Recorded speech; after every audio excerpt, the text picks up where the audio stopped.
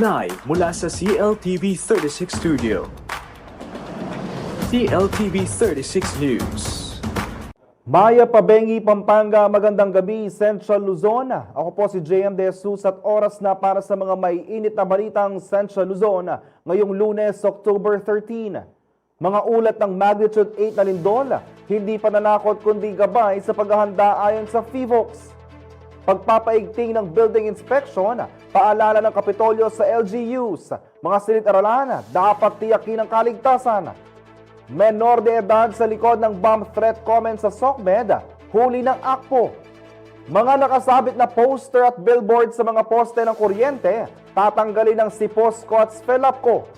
At 10 barangay na kalahok sa GLF 2025, sumailalim sa unang parole inspection.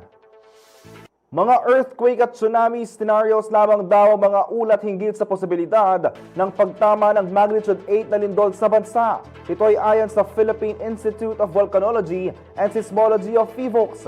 Ayon sa direktor ng ahensya na si Dr. Teracito Bacolcol, posibleng maranasan ng magnitude 8.1 earthquake kung gagalaw ang Philippine Trench, habang magnitude 8.3 naman kung ang Manila Trench sa West Philippine Sea ang gagalaw. Gayunpaman, ipiniliwanag niya ito ay pawang mga possible situation lamang batay sa mga scientific pag-aaral at hindi isang prediksyon o pananakot. Iginiit din niya na walang tiyak na panahon kung kailan ito mangyayari. Bibigyan diin ng FIVOX sa layunin ng mga ganitong senaryo na magsilbing gabay para sa tamang paghahanda at hindi upang magdulot ng takot sa publiko. Pinaalahanan din ng ahensya ang publiko na palagi maging handa sa anumang kalamidad o sakuna. Hinimok din ng lahat na tiyaking mula sa kanilang official website at social media accounts ang mga balitang kanilang paniniwalaan para sa kaligtasan ng bawat isa. Matapos ang sunod-sunod na paglindol sa iba't ibang bahagi ng bansa, iniutos ngayon ng DILG sa mga LGU na agad suriin ang katatagan ng mga gusali sa kanilang lugar. Layunin ng akbang na ito na matiyak na ligtas sa mga mamamayan at maiwasan ang posibleng trahedya sakaling muling kumilos ang kalikasan. Ang detalye sa report ni Bryce Oracion. Inatasan ng Department of Interior and Local Government o DILG ang lahat ng LGU na agad magsagawa ng inspeksyon sa mga gusali at istruktura sa kanilang nasasakupan matapos ang serye ng malalakas na lindol nitong mga nagdaang araw. Tugon daw ito sa utos ni President Ferdinand Marcos Jr. na tiyaking ligtas ang publiko at pabilisin ang recovery at rehabilitation efforts sa mga lugar na labis na naapektuhan ng pagyanig. Kaugnay nito, inatasan ng kagawaran ng mga city at municipal engineers, building officials at iba pang technical personnel na magsagawa ng agarang structural assessment lalo na sa mga gusaling may bitak, bahagyang gumuho o may sira sa pundasyon. Bago muling okupahin, kailangang masuri muna ang mga tabinging gusali o istrukturang naapektuhan ng paggalaw ng lupa. Kabilang ang mga lugar na nakitaan ng sediment venting, subsidence o pagtaas at pagbaba ng lupa. Bukod pa rito ang pagtitiyak na pwede na muling tirhan ang mga residential areas. Kung hindi paligtas, pansamantalang ililipat sa mga evacuation o relocation sites ang mga apektadong pamilya. Hinimok din ng DILG ang mga LGU na pabilisin ang pagproseso ng mga permit para sa pagkukumpuni at reconstruction ng mga gusali alinsunod sa National Safety at Engineering Standards. Kasama si Jody Dizon Mercado, Bryce Oracion, CLTV 36 News. Hinuli ng mga otoridad ang menor de edad na nasa likod ng isang bomb threat comment sa social media na nagdulot ng takot at panik. Dinala siya sa Angeles City Hall kasama ang kanyang mga magulang, mga social worker mula sa Social Welfare and Development Office at isang kinatawan ng Public Attorney's Office o PAW. Ayon kay Councilor Jessel Dairita, bagamat menor de edad, hindi pa rin ligtas ang binatilyo sa pananagutan na isasailalim sa rehabilitasyon ng pamahalaan. Batay sa Presidential Decree No. 1727, maaaring makulong ang sino mang magpakalat ng maling impormasyon o banta ng pagbobomba ng hanggang 5 taon at pagmultahin ang aabot sa 40,000 pesos. Matatandang na ang klase sa ilang eskwelahan sa Pampanga, kabilang na ang Angeles City kasunod ng kabi-kabilang bomb scare nitong nakaraang linggo. Manatiling nakatutok para sa iba pang mga balita ngayong araw.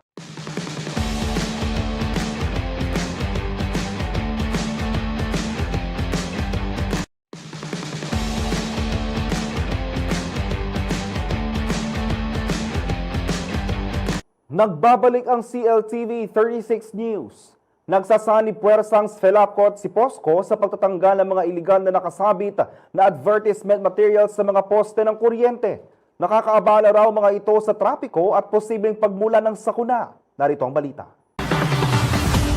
Inanunsyo ng San Fernando Electric Light and Power Company o SFELAPCO na nakatakda nilang tanggalin ng mga billboards, streamers at posters na nakalagay sa mga poste ng kuryente sa syudad ng San Fernando at Florida Blanca. Ayon kay Attorney Cathy Diaz, tagapagsalita ng SFELAPCO, bahagi ito ng safety campaign ng kumpanya para maprotektahan ng mga linya ng kuryente at maiwasan ng anumang sakuna. Posible raw kasing tangayin ng hangin ng mga nakapaskil na tarpaulin at streamers at magdulot ng short circuits, power interruptions o maging sunog. Dagdag pa rito, nagiging sagabal din umano ang mga ito sa trabaho ng mga lineman at nakakaapekto pa sa road visibility na nagdudulot ng trapiko at aksidente. Nilinaw naman ng City Public Order and Safety Coordination Office o si POSCO na ipinagbabawal sa ilalim ng mga ibinibigay na LGU permit ang pagkasabit ng anumang advertising materials sa mga poste ng kuryente. Sa kabila nito, sinabi ng nasabing power company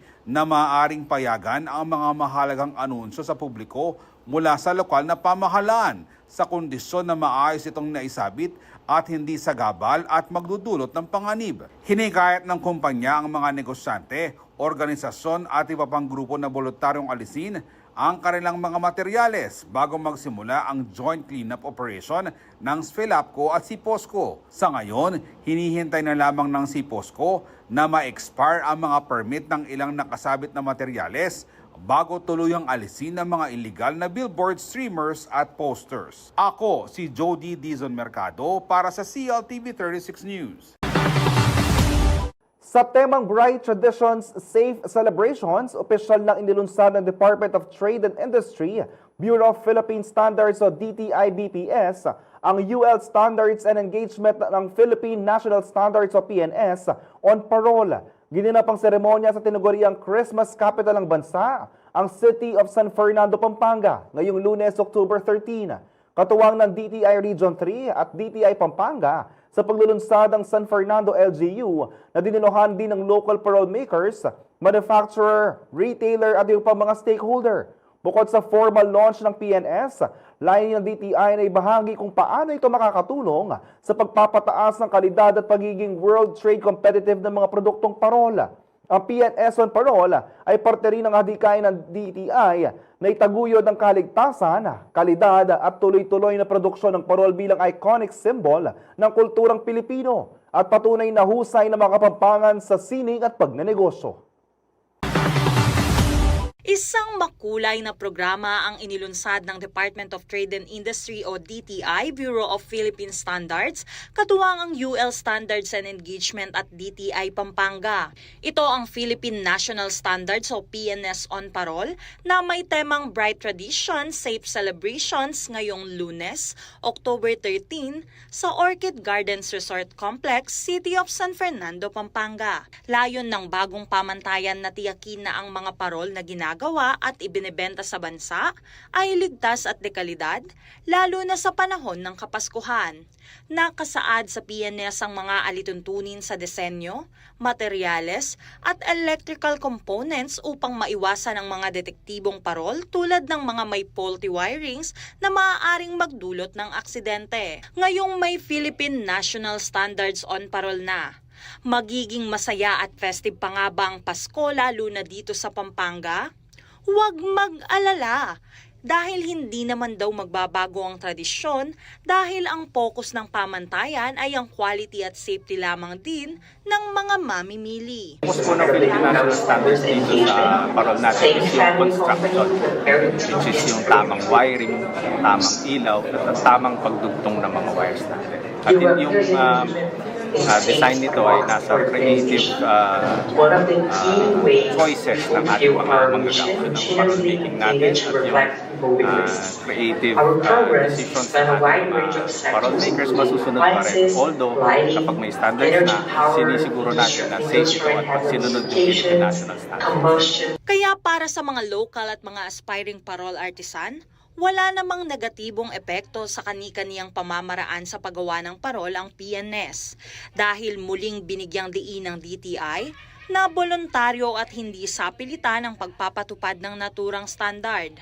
Nasa pagpapasya ng mga manufacturer o parol makers kung susunod sila rito, ngunit hinihikayat ang mga ito na gawin ito bilang bahagi ng pagpapalakas sa kalidad ng produktong Pilipino. Sa pamamagitan ng pamantayang ito, mapapanatiling ligtas, maaasahan at tunay na tatak Pinoy ang mga parol at mapapataas pa ang kanilang kompetitibidad sa lokal at pandaigdigang merkado. Although sa ngayon, ito po ay voluntaryo na sinasalihan ng ating mga parol makers. Ito po ay tatak ng safety ng ating mga parol at maaaring itong magbukas ng merkado sa ibang bansa natin. At may pagmamalaki ito ng mga parol makers natin na safe at maayos gamitin ang ating mga parol. Upang mas lalong maintindihan ng mga lumahok sa programa ang punto ng pagkakaroon ng standard sa parol, tinalakay ng programa ang Small Business Corporation o SB Corp na nag-aalok ng financing programs o pautang para matulungan ang mga parol makers at maliliit na negosyante. Pinag-usapan din ng DTI Design Center of the Philippines o DCP na nagbibigay ng design innovation services upang mapaganda at mapataas ang marketability ng parol at DTI Export Marketing Bureau o EMB na nagpapakilala ng mga programa at oportunidad para maipasok ang mga produktong Pilipino, partikular ang parol sa world trade industry. So we have to number one, we have to understand that standards. How do we take the root of a standard through existing international standards? Right, so where we have a standard which is relevant to the Philippines, right? So then after that, we also have to understand that standard is not a one-size-fit-all solution. So there is a need to have some local modification so that it can work in different countries and different cities. Like Paro is a good example, right, where we use the existing international standard and incorporate inputs from local makers. Itinuturing ng DTI na isang kasaysayan ng paglulunsad dahil ito ang unang pagkakataong nabigyan ng opisyal na pambansang pamantayan ang tradisyonal na simbolo ng Pasko sa Pilipinas upang mas makilala ang magaganda at iba't ibang hugis ng ating parol sa pandaigdigang merkado. Rainiela Tugay, CLTV 36 News. Magpapatupad ng bahagyang pagbabago sa presyo ng produktong petrolyo ang mga kumpanya ng langis simula Martes, October 14.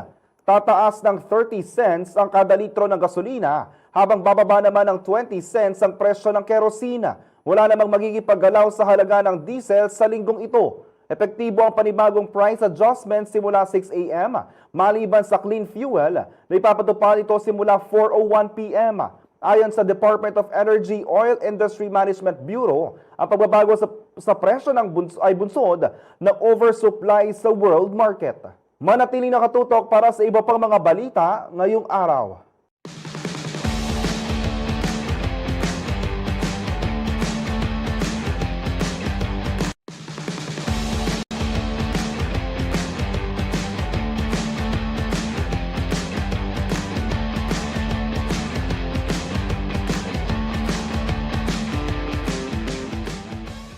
Nagbabalik ang CLTV 36 News.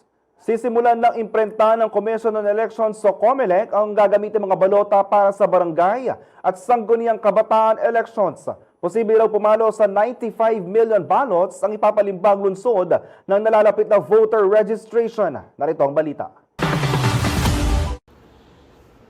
Sisimulan na ng Commission on Elections o COMELEC ang printing ng mahigit 70 milyong balota na gagamitin sa barangay at sangguniang kabataan elections o BSKE na gaganapin sa November 2, 2026. Isasagawa ngayong araw ang paglilimbag ng mga official ballots, gayon din ng mga accountable forms na gagamitin sa halalang pambarangay sa National Printing Office o NPO sa Quezon City. Ayon kay COMELEC Chair George Garcia, ito ang kauna-unahang pagkakataon sa kasaysayan ng komisyon na magpiprint ng ganito karaming balota. 69 million ballots para sa barangay habang 23 million ballots ang nakalaan sa SK elections. Nagpasa raw ang COMELEC na simulan ng mas maaga ang pag-iimprinta ng mga balota upang magkaroon ng sapat na preparasyon at panahong malutas ang mga technical at logistical issues na maaaring lumitaw. Posible rin umanong umakyat ang printing sa 95 million ballots sa pagpapatuloy ng voter registration sa October 20 at matatapos sa May 18 sa susunod na taon. Nauna nang nilagdaan ni Pangulong Ferdinand Marcos Jr. ang Republic Act No. 12232 na nagpapaliban sa BSKE mula December 2025 patungo sa unang Lunes ng November 2026. Ito ay upang magbigay daan sa unang Bangsamoro Autonomous Region in Muslim Mindanao o BARM parliamentary elections. Subalit ang halalan para sa BARM na dapat ay isasagawa ng October 13 ay nireschedule sa March 31, 2026 makaraang ideklara ng Korte Suprema na labag sa konstitusyon ang Bangsamoro Autonomy Act No. 58 at 77 na lumikha ng panibagong parliamentary district sa nasabing rehiyon. Ako si Jody Dizon Mercado para sa CLTV 36 News. Marami man ang nagkakasakit ng may flu-like symptoms nito mga nakaraang linggo. Tiniyak naman ng DOH na kontrolado pa rin ang sitwasyon. Wala raw dapat ipangamba ang publiko basta't patuloy na mag-ingat at magpabakuna laban sa trangkaso. Narito ang report. Nanatiling kalmado ang Department of Health o DOH sa gitna ng mga ulat ng umano'y kaso ng influenza-like illnesses sa bansa. Ayon kay DOH spokesperson Albert Domingo, walang dapat ipangamba ang publiko dahil mas mababa pa rin ang bilang ng mga kaso nitong nakaraang mga buwan kumpara sa kaparehong panahon sa nakalipas sa taon. Sa datos ng kagawaran, mula Enero hanggang Setyembre ngayong taon, nasa 121,716 ang naitalang kaso ng influenza-like illnesses.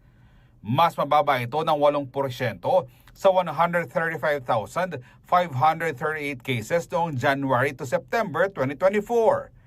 Paliwanag ng opisyal, ang desisyon ng Department of Education o DepEd na suspindihin ng in-person classes sa NCR nitong October 13 at 14 ay bahagi lang ng mga pag-iingat para maiwasan ang posibleng pagkalat ng sakit.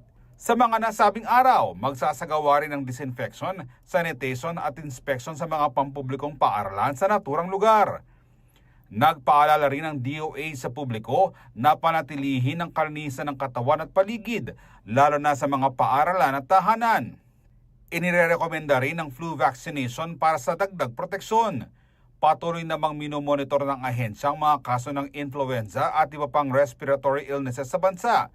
Tiniyak ng DOH na handa ang mga ospital at health facilities sakaling tumaas pa ang bilang ng mga kaso.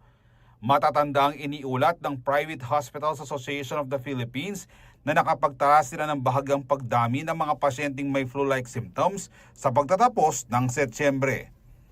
Ako si Jody Dizon Mercado para sa CLTV 36 News. Muling pinatunayan ng Filipina billiard player na si Chesga Centeno ang kanyang mahusay matapos masungkit ng kampyonato sa WPA Women's World 10 Ball Championship sa Bali, Indonesia kontra sa kapwa niya Pinay na si Rubilen Amita. Panoorin natin ito.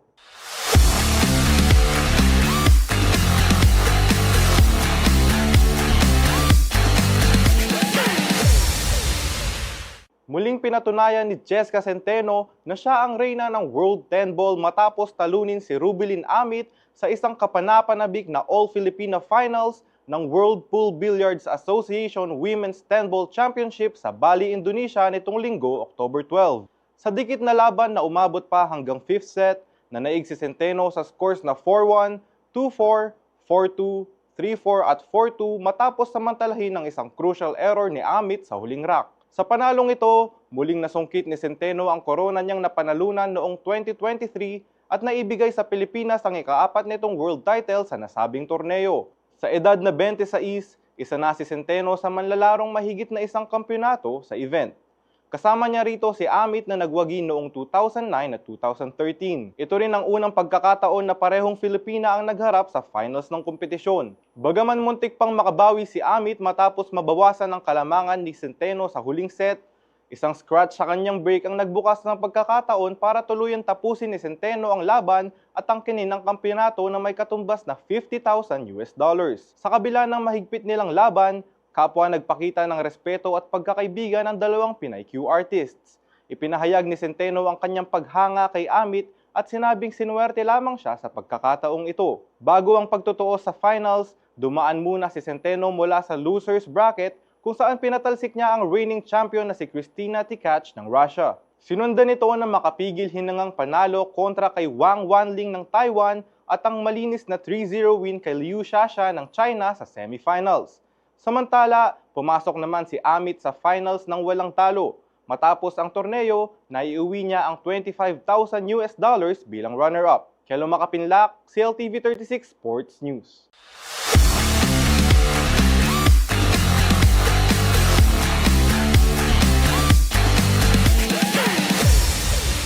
Manatiling nakatutok para sa iba pang mga balita ngayong araw.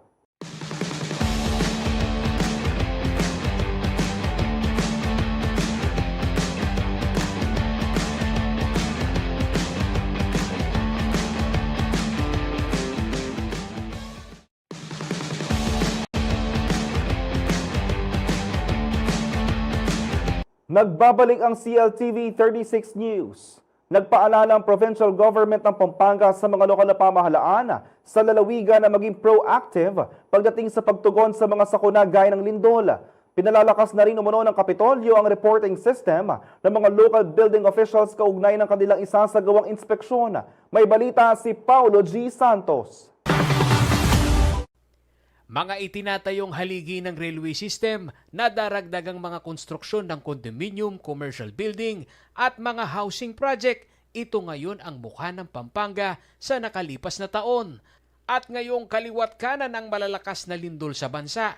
Hamon umano sa mga lokal na pamahalaan ang pagpapaigting ng regular building inspection ayon kay Pampanga Engineering Office Chief Engineer Noli Pangan. Dahil po sa sunod-sunod na mga lindol ngayon sa Luzon, Visayas and Mindanao, so kailangan po na nating magkaroon ng regular inspection regarding po sa, especially po sa mga ating mga verticals, sa mga buildings, sa 2-story and above. Nasa jurisdiksyon ng mga LGU, partikular na ang Engineering Office ang pangangalaga at pag-iinspeksyon ng mga gusali sa kanilang nasasakupan. Kabilang pa sa mga dapat mabigyan ng prioridad ang mga pampublikong paaralan na madalas na pinupuntahan ng mga estudyante araw-araw.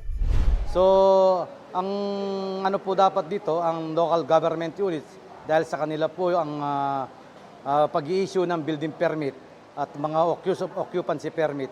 So, kailangan po siguro natin na mag-umpisa na natin na inspeksyonin para malaman kung ano po ang mga rekomendasyon natin sa mga existing buildings po natin, especially yung mga classrooms na nangangailangan po ng mga retrofitting, rehabilitation, or reconstruction po. Vertical na halos ang disenyo ng mga school building sa lalawigan. Ayon kay Governor Lilian Pineda, seryoso ang isyung ito, lalo na sa harap ng mga alegasyon ng substandard construction. Mahalagaan niyang mabusisi ng DPWH ang disenyo at evacuation plan ng bawat istruktura. Sa mga bababang school building, makakalabas sila kaagad eh. Ang tinitingnan natin, ang problemahin natin ngayon, yung bang ginawang 4th story, 3rd story building ng mga beach, ng mga school, meron bang exit sa likod? Yun ang dapat natin hanapin ngayon. Dapat ang DPWH justified na yan. Kasi wala tayong magagawa. Kung nandun sila, ang lindol, mabilis, di ba? Mabilis. Seconds lang eh. Talagang, kung titingnan mo, wala kang gagawing preparasyon. Sisiguruhin umano ng provincial government ng Pampanga na magkakaroon ng malinaw na koordinasyon sa pagpapaigting ng mga LGU at DPWH, lalo na sa mga bagong proyekto ng paaralan. Para kay Governor Pineda, mahalagang matiyak ang pre-evacuation plan at access sa exit dahil makikita sa mga trahedya ng lindol na ang pagkakaroon ng tamang daanan ang naging susi sa kaligtasan ng marami. Dapat ngayon magpa-inspection na talaga. Dapat ang DPWH, yung ginawa yung high-rise na yan, na mga 4th story, dapat meron siyang exit na mabilis. Di ba? Kailangan meron. Sa ilalim ng Presidential Decree number 1096 o ang National Building Code of the Philippines, lahat ng istrukturang itinatayo ay dapat sumunod sa itinatakdang pamantayan sa kaligtasan at katatagan ng gusali. Ang pangunahing tagapagtupad nito ay mga LGU sa pamamagitan ng kanilang building official at engineering office. Batay sa pinakahuling pag-aaral ng PBOX at DOST, kabilang ang Central Luzon sa mga rehiyong pinakabulnerable sa epekto ng The Big One o pagtama ng magnitude 7.2 na lindol dahil malapit ito sa West Valley Fault. Dahil dito, patuloy ang panawagan ng mga eksperto at lokal na opisyal na paigtingin ang paghahanda, lalo na sa inspeksyon ng mga istrukturang ginagamit ng publiko. Paolo G. Santos, CLTV News. Samantala, hindi lang ganda kundi puso ang pinakita ni Emma Tiglao sa Miss Grand International 2025 closed-door interview.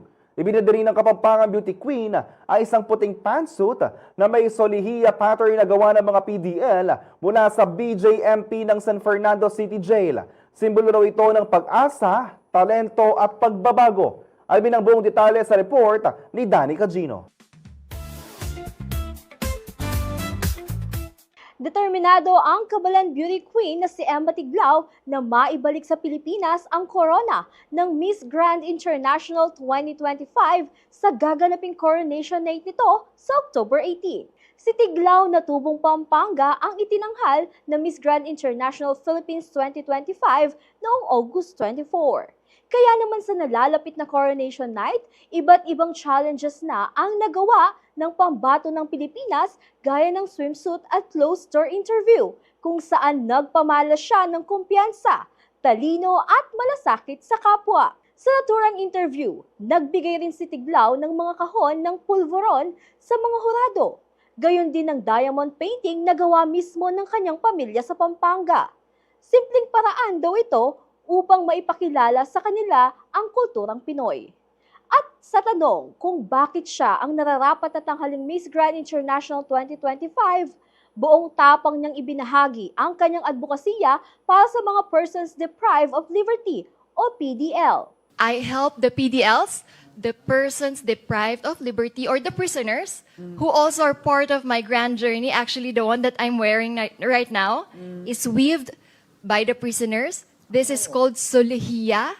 Yes, they're part of my journey. So I have the heart, I have the experience, and I make an action. So I will work hard for you guys. Sa isang post sa Instagram, ibinahagi rin ni Emma na ang kanyang suot ay isang espesyal na likha ng mga PDL mula sa Bureau of Jail Management and Penology o BJMP, San Fernando City Jail na idinisenyo ni Rich Sabinian. Aniya, ang nasabing kasuotan ay nagpapaalala sa kanya ng lakas, pagkamalikhain at katatagan na sumasalamin sa bawat Pilipino. Dahil dito, handang-handa na raw si Emma Tiglao para sa nalalapit na national costume na gaganapin ngayong October 13. At iyan po ang ating entertainment news. Ako po si Danny Cagino para sa CLTV 36 News. 2 buwan bago ang pinakihintay na Giant Lantern Festival 2025, ininspeksyon ng GLF Committee ngayong Lunes, October 13, ang mga parolang 10 barangay mula sa City of San Fernando na sasabak sa Patimpalaka. Ayon kay Jojo Soto, ang co-chairman ng GLF 2025 Barangay Accreditation Committee, layo nitong tiyakin ang kalidad, kaligtasan at kahandaan ng bawat parol bago ilaban sa Grand Showdown. Makakatulong din aniya ito sa mga lantern maker upang mas mapaganda at masiguro ang maayos na takbo ng kanilang mga parol bago ang araw ng kompetisyon. Kabilang sa mga participating barangay ang Bulaon, Calulut, Del Pilar, Del Rosario, Dolores, San Jose, San Juan, San Nicolas, Santa Lucia at Santo Niño. Kasama naman ang mga komite sa pag-iikot ang mga kinatawan mula sa City Tourism Office na mahigpit ding tumututok sa pagpapadupad ng safety standards sa bawat entry. Inaasahan magkakaroon pa ng mga follow-up inspection sa mga susunod na linggo upang matiyak na handa ang lahat ng mga parol para sa Ligligang Parol na magaganap sa December 13 sa Robinson Star Mill CSFP.